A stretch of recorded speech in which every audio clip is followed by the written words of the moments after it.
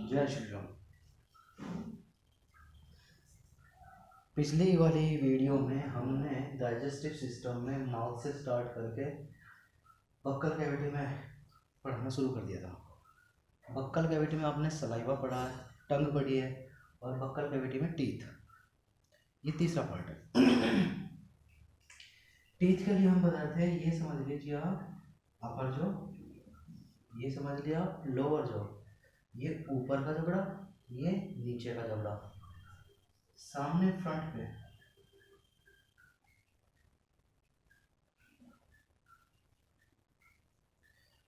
Front पे सामने वाले दांत, यहाँ पर 4 दांत ऊपर 4 नीचे, कट करने के लिए।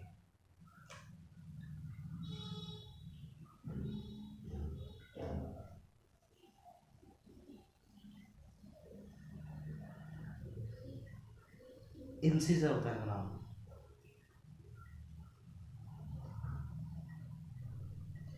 एक कील की तरह का दांत होता है यहाँ पर, ये कील की तरह का दांत लोअर जो में भी एक इधर एक इधर एक इधर एक इधर, 4 नाम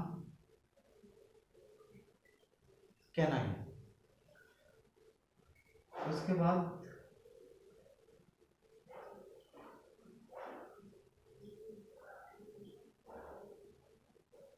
दो जाड़ की तरह के दांत आते हैं, लेकिन एक्चुअल में वो दाढ़ नहीं है अभी।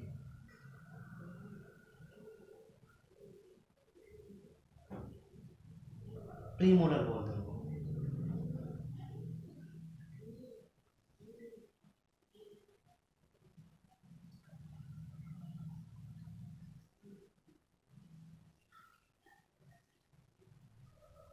और 3 लास्ट में परफेक्ट दाढ़ जो फूड को मतलब मैस्टिकेट चबाने में हेल्प करती है। 3 यहाँ 3 यहाँ 3 यहाँ 3 यहाँ, इन्हें बोलते हैं मोलर। तो टोटल 4 और 4 8 हो गए इंसिजर। 1 2 3 4 हो गए कैनाइन, 2 2 4 2 6 2 8 8 हो गए प्रीमोलर, 3 6 9 12 12 हो गए मोलर। अब जब डेंटल फॉर्मूला लिखते हैं इसका,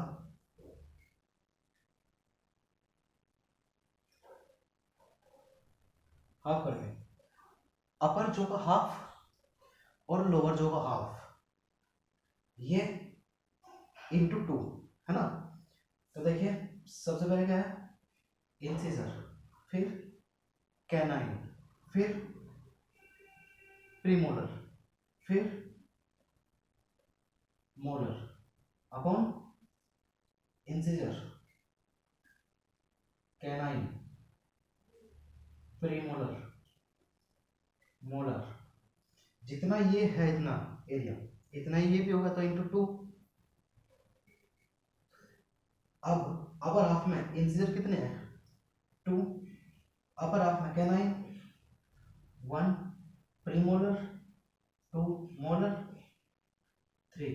अब लोअर हाफ में incisor 2, canine 1, premolar 2, molar 3 into 2।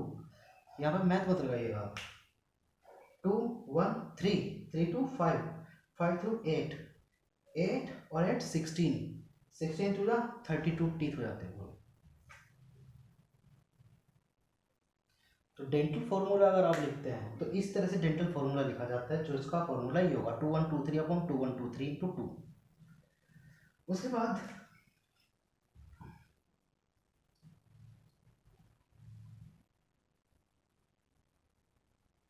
Permanent teeth जो सिर्फ एक बार आते हैं लाइफ में, मोलर होते हैं वो 3 6 9 12।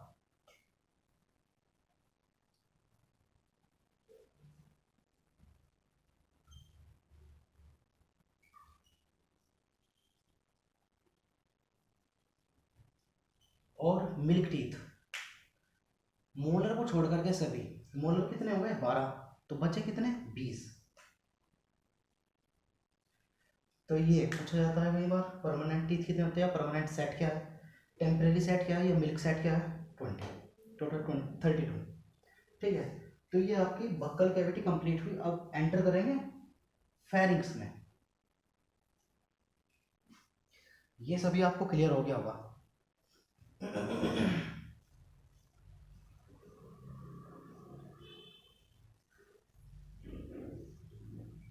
अब कहाँ पहुंच गए हैं? फेरिंग्स वाला एरिया, थ्रोट, गले वाला एरिया आ गया।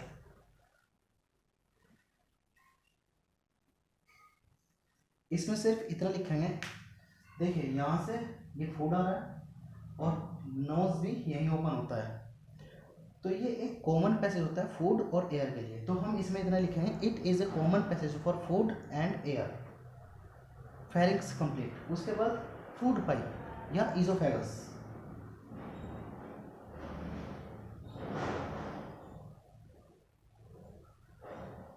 इजोफेगस में ये इतनी ट्यूब जो स्टमक में जाकर के ओपन हो रही है वो इसोफेगस है। इसोफेगस में वही काम चलता रहता है जो बक्कल कैविटी में चला है। सलाइवा मिक्स हो गया है, इनकम्प्लीट कार्बोहाइड्रेट यानी कि स्टार्च डाइजेस्ट हो रहा है, माइक्रो ऑर्गेनिज्म किलन हो रहे हैं, ये सब। उसके बाद स्टमक।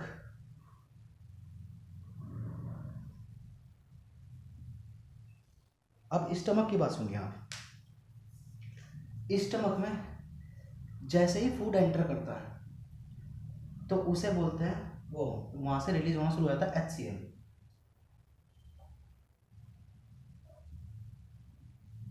Hydrochloric acid. दूसरा, यहाँ पे सीक्रेट होते हैं 2 इनएक्टिवेट एंजाइम।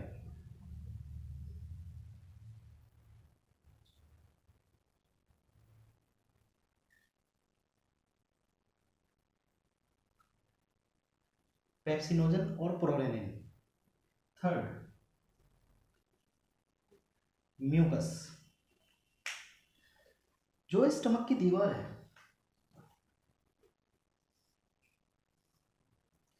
इस स्टमक की दीवार से म्यूकस सीक्रेट होता रहता है हमेशा। इसी की वजह से ये HCl जो है, ये इस स्टमक की वॉल को डैमेज नहीं करता, क्योंकि स्टमक की वॉल से सीक्रेट होता रहता है म्यूकस। तो अगर म्यूकस का फंक्शन आता है HCl, उसमें स्टमक में क्या है, तो mucus prevent the stomach wall from HCl। ये म्यूकस का फंक्शन हो। HCl का फंक्शन क्या होगा? HCl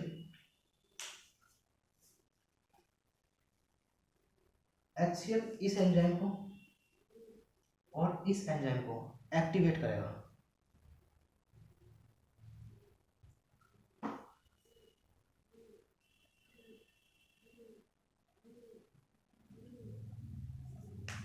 पेप्सिनोजन पेप्सिन में कन्वर्ट हो जाएगा, प्रोरेनिन रेनिन में कन्वर्ट हुआ, किसकी हेल्प से?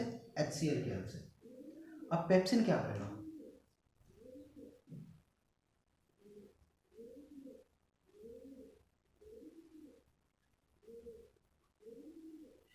फूड प्रोटीन जो है उसको इनकम्प्लीटली डाइजेस्ट करेगा पेप्टोन्स में। रेनिन क्या करेगा? जो मिल्क की प्रोटीन है, जो आपने दूध पिया होगा, दही खाई होगी, पनीर खाया होगा, वो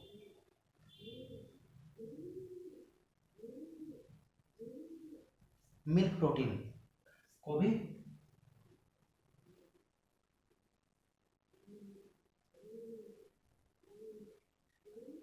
पेप्टोन्स कह लो या प्रोटियोज कह लो, दोनों इनकम्प्लीट डाइजेस्टिव फॉर्म है प्रोटीन की। अभी अमीनो एसिड नहीं बना प्रोटीन से, ठीक है।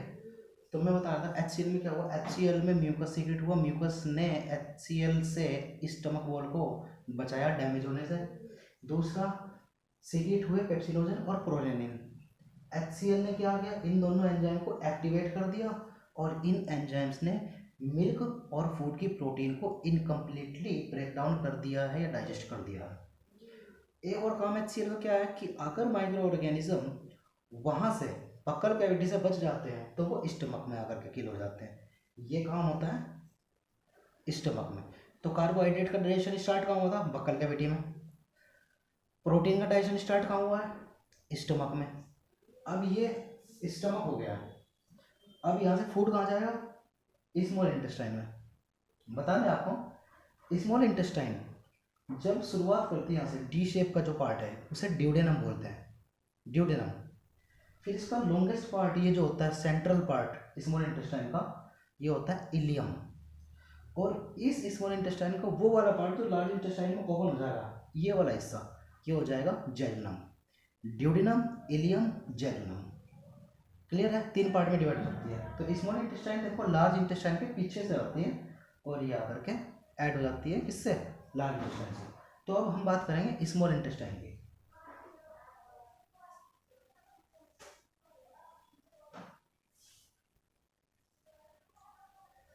स्मॉल इंटेस्टाइन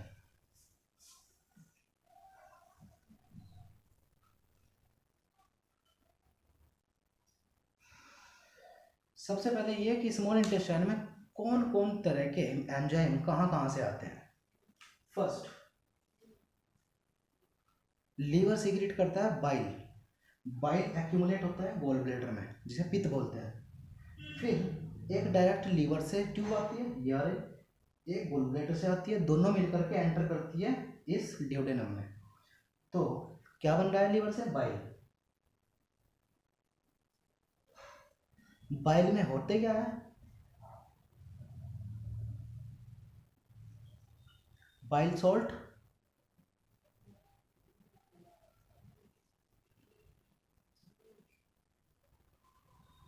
और bile pigment. Bile pigment yellowish होते हैं। जब ये बाइल पिगमेंट स्मॉल इंटेस्टाइन में जाकर के डिग्रेड होते हैं, इस बाइल पिगमेंट की वजह से फीकल मैटर जो पोटी होती है उसका कलर येलोइश होता है, इस बाइल पिगमेंट की वजह से, बाइल पिगमेंट का। और बाइल सोल्ट क्या होते हैं? बाइल सोल्ट हमारे जो हमने फैट खाया है उस फैट को डाइजेस्ट करने में या इमल्सिफाई करने में हेल्प करते हैं बाइल सोल्ट। ओके, पहली चीज स्मॉल इंटेस्टाइन में क्या आ गई? यहाँ से बाइल। दूसरा, पेन क्रियाज से पेनक्रियाटिक जूस भी इसमें निकलेगा।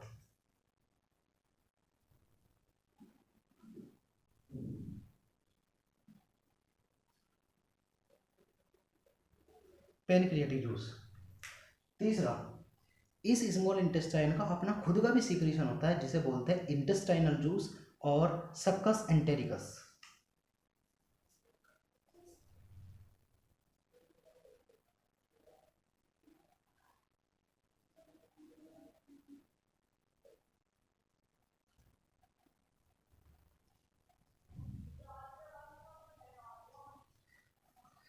तो ये 3 तरह के juice, bile juice, pancreatic juice और इंटेस्टाइनल जूस, स्मॉल इंटेस्टाइन में जाकर के फूड के साथ मिक्स हो जाते हैं। अब वहाँ क्या होगा? देखिए, अभी बक्कल कैविटी में क्या होता? स्टार्च माल्टोज में टूटा था।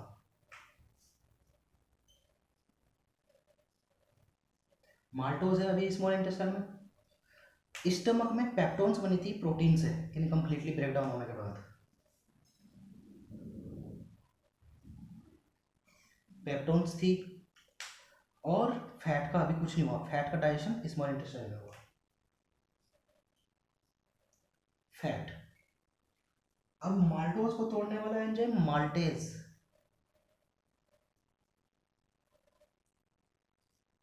पेप्टोन्स या प्रोटीन को तोड़ने वाला एंजाइम ट्रिप्सिन।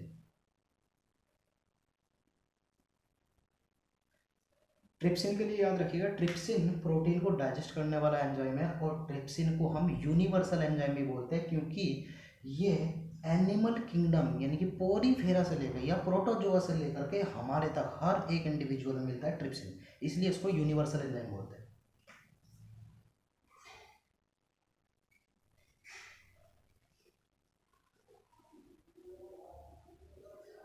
फैट को डाइजेस्ट करने के लिए बाइल और लाइपेज एंजाइम जो पेनक्रियाटिक जूस में, सक्कस एंटेरिकस में हो सकते हैं। माल्टोज टूट जाएगा, glucose, peptones, amino acid, fat, fatty acid. इस तरह से कंप्लीट डाइजेशन हो गया है स्मॉल इंटेस्टाइन में। तो ये भी पूछा जाता है कि फूड का कंप्लीट डाइजेशन कहाँ होता है? फूड का कंप्लीट डाइजेशन स्मॉल इंटेस्टाइन में होता है। क्लियर है बात? पूरी तरह डाइजेस्ट हो चुका है। अब वो डाइजेस्ट होने के बाद एब्जॉर्ब भी यही होता है जो ब्लड में पहुंचना होता है इस फूड को। अब इस स्मॉल इंटेस्टाइन को ये समझ लीजिए आप, ये स्मॉल इंटेस्टाइन है ये, और इसे हमने यहाँ कट कर दिया, कट करके हम इस तरह से देख रहे हैं ऊपर से, तो कैसे दिखाई देगी?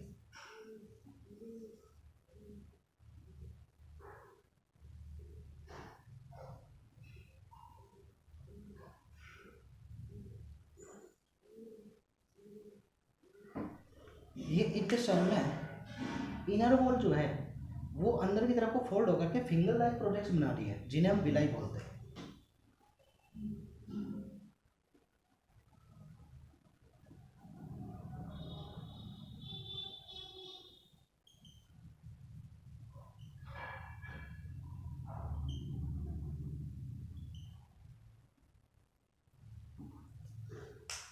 तो फूड कहाँ है? इंटेस्टाइन में है, यहाँ। ये फूड की डाइजेस्टिव फॉर्म है यहाँ पे, और फूड यहीं से इन विलाई में पहुंचता है। ये विलाई क्या करती है? सरफेस एरिया को बढ़ा देती है, जिसकी वजह से फूड यहाँ पे एब्जॉर्ब होना शुरू हो जाता है। इस एक विलाई का अगर हम डायग्राम बनाएं, इस तरह से विलाई होती है। ये इंटेस्टाइनल वॉल, यहाँ फूड के पार्टिकल,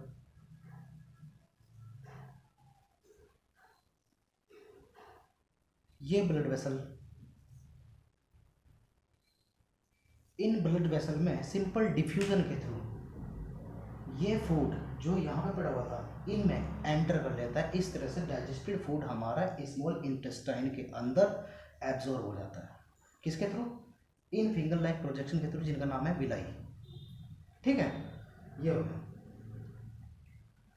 अब बात करते हैं कहाँ? लार्ज इंटेस्टाइन में आते हैं। स्मॉल इंटेस्टाइन में फूड डाइजेस्ट भी हो गया और एब्जॉर्ब भी हो गया। अब लार्ज इंटेस्टाइन, जहाँ पे स्मॉल इंटेस्टाइन और लार्ज इंटेस्टाइन जुड़ती है, वहाँ पे एक वर्मी फॉर्म होती है, कीड़े की तरह वर्मी फॉर्म, उसे बोलते हैं अपेंडिक्स। ये अपेंडिक्स हमारे एंसेस्टर पूर्वजों में फंक्शनल थी। यहाँ से एंजाइम निकलता था सेलुलेज। सेलुलेज एंजाइम जब हमारे पूर्वज हर्बीवोर्स हुआ करते थे, घास खाया करते थे, तब सेलुलेज एंजाइम उस सेलुलोज को डाइजेस्ट करता था, जिसकी वजह से प्लांट की सेल वॉल बनती है। लेकिन अब इसका फंक्शन नहीं रहा। अगर यहाँ से फूड किसी तरह से वहाँ पहुँच जाता है, ऐसे तो वैसे नहीं पहुँचता, लेकिन अगर वहाँ पहुँच जाता है तो उसका डाइजेशन नहीं होगा और वो वहाँ पे सड़ जाएगा, जिसकी वजह से ऑपरेशन के थ्रू से कट करके अलग करना पड़ता है। खैर, अगर स्मॉल इंटेस्टाइन से लार्ज इंटेस्टाइन में पहुँचता है फूड, अब डाइजेशन तो सब कुछ हो चुका, अब वाटर बचा है। अब यहाँ से जितना फूड आगे तक चलता जाएगा वाटर एब्जॉर्ब होता चलेगा, तो लार्ज इंटेस्टाइन में वाटर एब्जॉर्ब होता है और फाइनली वो जो अनडाइजेस्टेड फॉर्म होती है वो जाकर के रेक्टम में इकट्ठा होता रहता है। रेक्टम में जब पूरी तरह से रेक्टम भर जाता है तो प्रेशर के थ्रू जो पोस्टीरियर ओपनिंग है एलिमेंट्री कैनाल की एंट्री ओपनिंग ये थी जिससे एंटर किया था फूड, और पोस्टीरियर ओपनिंग ये होगी जहाँ से अनडाइजेस्टेड फूड को एक्सक्रीट आउट किया जाएगा, बाहर किया जाएगा। ये एनएस के थ्रू बाहर कर देते हैं। ये पूरा सिस्टम था। अब बात करते हैं माउथ में जो फूड था, फूड पेस्ट, उसे हम बोलते हैं बोलस। उसके बाद वही फूड पेस्ट यहाँ पहुँचता है और यहाँ HCl है, तो acidic food paste in stomach उसे बोलते हैं काइम।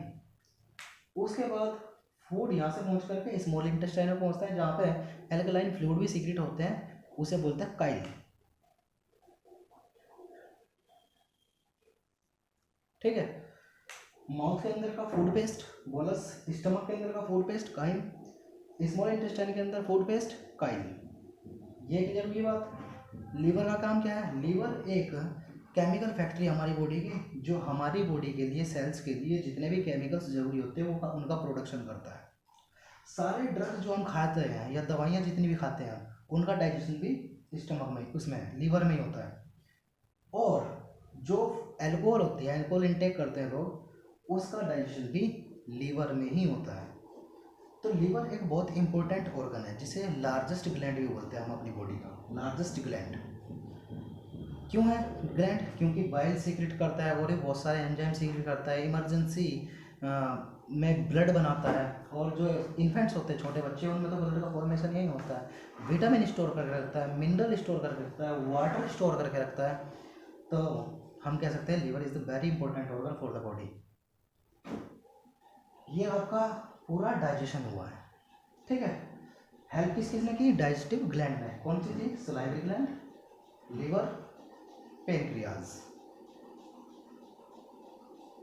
ये हो गया पूरा डाइजेशन। अभी 10th लेवल पे अगर बात करें तो इतनी बात होगी, लेकिन अगर हम और बात करें, क्योंकि हमने वेजिटेबल्स भी खाई होगी, और वेजिटेबल्स में क्या है? सेल्स, और सेल में क्या होता है? Nucleic acid.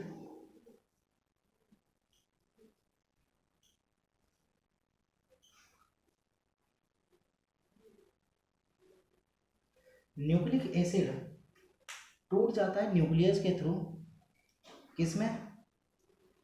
किससे बनाता है? न्यूक्लियोटाइड से। तो टूट जाएगा न्यूक्लियोटाइड में। फिर न्यूक्लियोटाइड टूटेगा न्यूक्लियोटाइडेज की हेल्प से न्यूक्लियोसाइड में। फिर न्यूक्लियोसाइड टूटेगा न्यूक्लियोसाइडेज की हेल्प से शुगर में और नाइट्रोजनस बेस में। इस तरह से न्यूक्लिक एसिड का भी डाइजेशन हो जाता है। तो ये आपका क्लियर हो गया। फिर से कर रहे हैं। माउथ से स्टार्ट होता है, बक्कल कैविटी में पहुंचता है फूड, फिर बक्कल कैविटी से pharynx, oesophagus, stomach, small intestine, large intestine, rectum, anus. ये आपका एलिमेंट्री कैनाल कंप्लीट हो जाएगी। अगर डाइजेस्टिव सिस्टम पूरा ही करना है आपको, तो एलिमेंट्री कैनाल के साथ साथ आपको इनकी सलाइवरी ग्लैंड, लीवर और पेनक्रियाज के बारे में भी लिखना होगा। पेनक्रियाज के बारे में बताते हैं। पेनक्रियाज एक मिक्स्ड ग्लैंड है, क्योंकि पेनक्रियाज फूड को डाइजेस्ट करने के लिए एंजाइम भी सीक्रेट करता है, प्लस एक्स्ट्रा ग्लूकोज जो ब्लड में होता है उसे ग्लाइकोजन में कन्वर्ट करने के लिए जो इंसुलिन एंजाइम निकलता है, वो इंसुलिन एंजाइम भी पेनक्रियाज से निकलता है। तो एंजाइम और हार्मोन दोनों सीक्रेट करता है, इसलिए इसको इस कंपोजिट ग्लैंड या मिक्स ग्लैंड या हेटेरोक्राइन ग्लैंड भी बोलते हैं, ठीक है। ये आपका डाइजेस्टिव सिस्टम है। अगर कोई इससे रिलेटेड या कोई भी अगर क्वेश्चन है तो आप आइए कमेंट बॉक्स में और पूछिए, आपके कमेंट पढ़े जाएंगे और सॉल्यूशन भी जल्दी होगा। हमारे बहुत ज़्यादा सब्सक्राइबर नहीं है। आइए प्लीज़। थैंक, जय श्री राम।